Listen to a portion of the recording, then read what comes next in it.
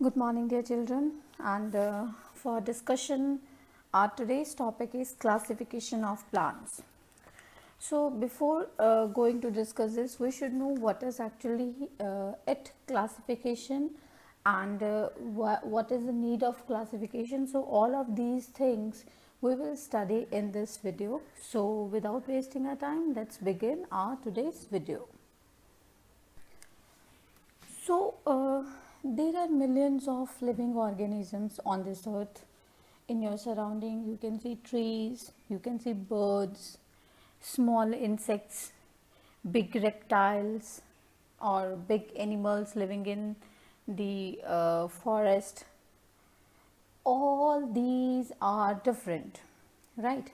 And it is not possible to study the characteristics or the basic features of each and every animal.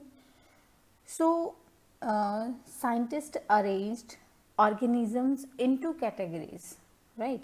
So, the method of arranging organisms into group on the basis of their similarities and dissimilarities. This is called classification.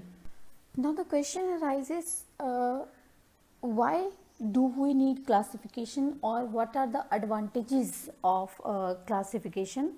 Actually, classification leads to the study of organisms easier. Either we are studying plants or we are studying animals, anything, but classification makes the study very easier.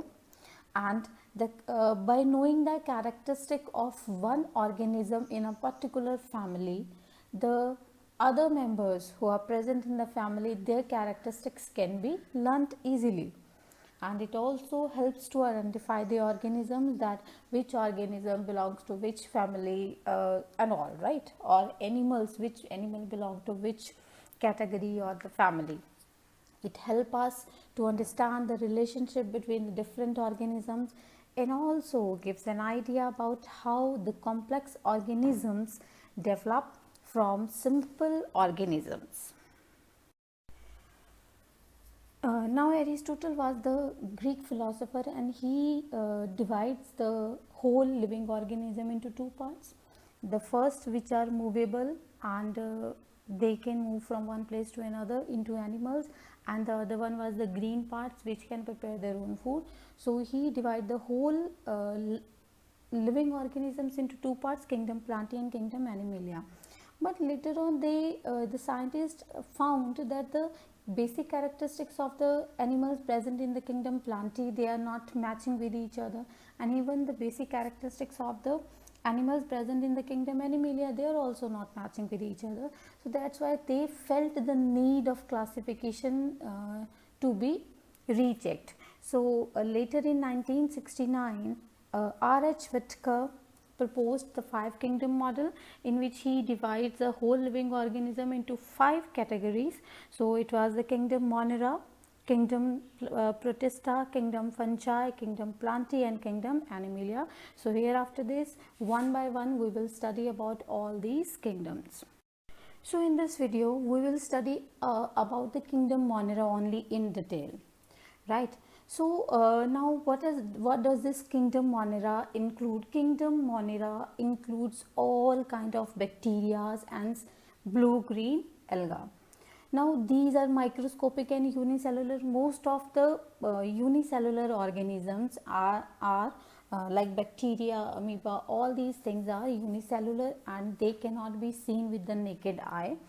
So that's why they are microscopic. Here the meaning of unicellular, uni means single, so they are single cell and they are found everywhere, you can see, right? So many bacteria are there, even in your fridge bacteria are present, in your stomach intestine bacteria are present, on our hands bacteria are present, so they can be present everywhere. Most of the bacteria are heterotrophic, means they can't prepare their own food because they don't have this chlorophyll, but some are autotrophic, and the basic example is bacteria, mycoplasm and cyanobacteria.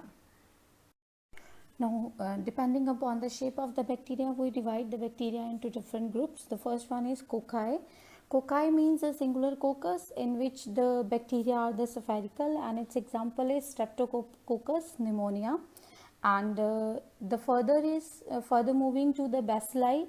Bacilli are rod shaped bacteria, and its examples is Escherichia coli. Next moving to the Spirella, so in which the bacteria are the spiral shaped, and its example is Treponema pallidum. And last one is the vibrois. These are short and curved or the comma shaped bacteria, and its example is Vibrio cholera. Here on the screen now you can see the structure of a bacterium. Why I wrote bacterium over here? Because when the group of bacteria are present, so we use the term bacteria, but when we are talking about the single bacterial cell, so that is the bacterium, right?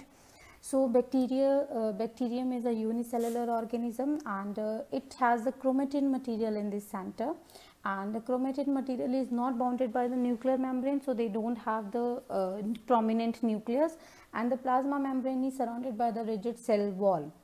Now cell wall is a characteristics of a plant, animal. Sorry. The cell wall is surrounded by the gelatinous capsule, and the capsule is protective in nature. It does not contain nucleus, mitochondria, plastids, and many bacteria have one or two flagella. Flagella are the hair-like structures. Here you can see one long hair is going. This is actually the flagella. Now, what are the uses of bacteria? Bacteria are actually very useful for the mankind. So, it lead to the production of medicines. Many of the medicines which kill bacteria, okay, slow their growth, they are called antibiotics, and antibiotics are actually produced from the bacteria itself, right?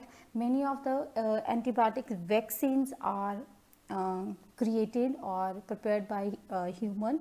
And now what is a vaccine? Vaccine is a substance that is given to a person to protect it against a particular disease, okay? And moving to the next, they changes milk to the curd. Now we know that the lactobacillus, a bacteria, help in the making of curd from the milk. It converts lactose sugar into the lactic acid by the process of fermentation. It also increases the fertility of the soil by absorbing the atmospheric nitrogen and convert it into the nitrates to the nitrites. It also help in the nitrogen fixation.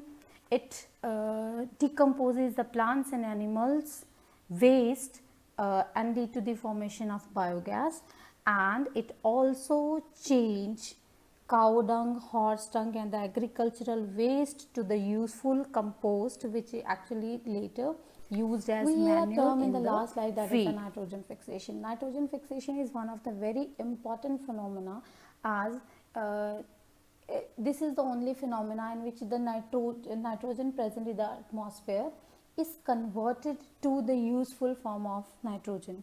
So, in the root nodules of leguminous plants, a bacteria called Rhizobium is present.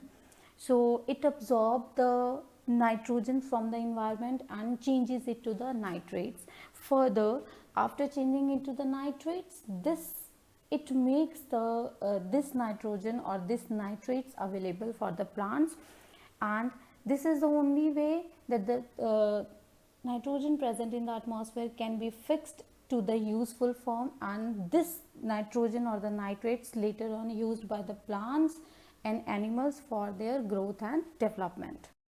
So, in the picture you can easily see the roots of the leguminous plants. Now, leguminous plants are all these lentils in, right?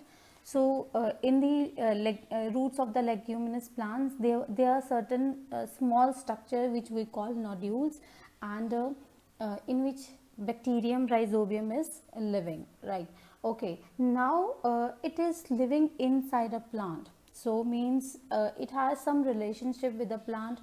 So, actually what happens is the Rhizobium bacterium fix the nitrogen for the plant, and in return plant provide its shelter to live. So, this relationship between the Rhizobium bacterium or the plant, or we can simply say the relationship between the two different organisms in which both are benefited, दोनों को फायदा हो रहा है, that is called symbiosis. Now we know a lot about the bacteria, that bacteria are very useful, but at the same time these bacteria are very harmful to us.